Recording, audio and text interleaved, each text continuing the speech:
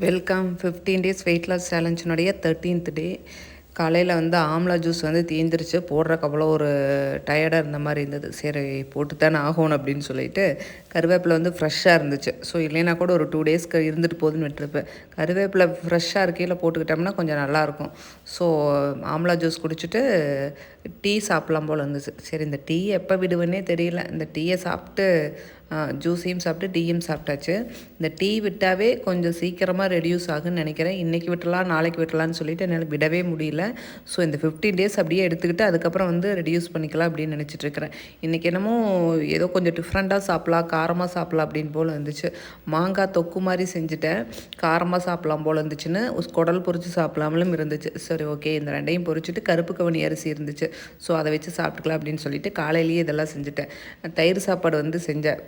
ஸ்கூலுக்கு கொண்டு வரதுக்கு தயிர் அதிகமாக இருந்தது அப்படின்னு சொல்லிட்டு அதுவும் கொஞ்சம் சாப்பிட்லாம் போல் இருந்துச்சு. ஒரு 2 ஸ்பூன் மட்டும் தயிர் சாப்பாடு, அதிகமாகலாம் சாப்பிடல. ஒரு குடலும் 2 ஸ்பூன் தயிர் சாப்பாடும் சாப்பிட்டேன். முட்டை வந்து அவிச்சுக்கிட்டேன். இது காலையிலேயே எல்லாமே செஞ்சாச்சு.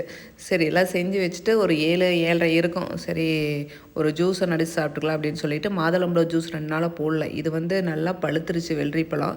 ஸோ அது 2 நாள் இருந்ததுன்னா நீ கெட்டு போயிடும்னு சொல்லிட்டு வெள்ளரிப்பழ ஜூஸ் தான் போட்டுக்கிட்டேன். இதுலேயுமே நீ கொஞ்சம் கொஞ்சமாக வந்து சுகர் வந்து ரெடியூஸ் பண்ணிக்கலாம் அப்படின்னு நினச்சிட்ருக்கிறேன்.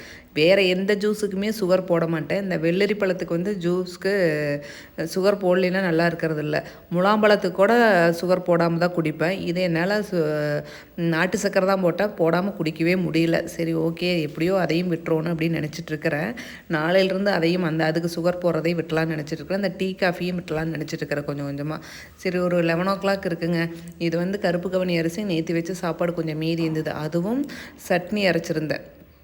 தக்காளி வதக்கி சட்னி அரைச்சிருந்தேன். ஸோ அந்த தக்காளியும் குடலும் வச்சு அதுலேயே வந்து மாங்காய் தொக்கு வச்சுருந்தேன்னா கொஞ்சம் எல்லாமே கொஞ்சம் ஹெவியாக மீன்ஸ் கொஞ்சம் காரமாக சாப்பிட்லாம் அப்படின்னு இருந்துச்சு. எல்லாமே வச்சு நீட்டாக சாப்பிட்டு இன்றைக்கி எதுக்கு தான் அப்படி தூக்கம் வந்ததுன்னு தெரியல. சாப்பிட்டு போய் படுத்துவேன் 3 மணிக்கு தான் எந்திரிச்சு. அவ்வளோ ஒரு டயர்டாக இருந்த மாதிரி இருந்துச்சு. சரி எந்திரிச்சு வந்துட்டு டைம் ஆச்சு அப்படின்னு சொல்லிட்டு முட்டை அவிச்சது வந்து காலையில் சாப்பிடவே இல்லை. தூங்கிட்டு ரொம்ப நேரம் தூங்கிட்டு அதனாலேயே இன்றைக்கி வந்து ஃபுட்டு வந்து கம்மியாக தான் எடுத்துக்கிட்டேன். சரி அது தனியாக சாப்பிட்றக்கு ஒரு மாதிரி இருந்துச்சு அப்படின்னு சொல்லிட்டு தக்காளி தொக்கு இருந்துச்சு, அதை வச்சு முட்டையை சாப்பிட்டேன். அந்த சின்ன முட்டை காடை முட்டை வந்து கூப்பருக்கு சாப்பாடு பிணைஞ்சு போட்டேன். தட்டைப்பயிர் 2-3 நாளாகவே தக்காளி சாதமாக இல்லது அரிசியும் பருப்போ செஞ்சு சாப்பிட்லாம் போல் ஒரு தோணிகிட்டே இருந்தது. சரி இன்றைக்கி தட்டைப்பயிர் சாப்பாடு செஞ்சு சாப்பிட்லாம் அப்படின்னு சொல்லிட்டு கொஞ்சமாக லைட்டாக சூடாக இருக்கையில் கொஞ்சமாக சாப்பிட்டேன். ரைஸ் எடுத்து ரொம்ப நாள் ஆச்சு. லாஸ்ட் வீக்கில் எடுத்து ஒரு ஃபங்க்ஷன் போயிருந்தேன்ல அப்போ எடுத்தேன். அதுக்கப்புறம் பார்த்தீங்கன்னா இப்போ தான் எடுத்துருக்கிறேன். அப்பப்போ ஏதாவது சாப்பிட்லான்னு தோணுச்சுன்னா ஒரே 1 ஸ்பூன் இல்லைன்னா 2 ஸ்பூன் அப்படிங்கிறத சாப்பிடுவேன். டீயும் சாப்பிட்டு டியூஷன் கிளம்பியாச்சு. இன்றைக்கி சூப்பராக ஃபாலோ பண்ணியாச்சு.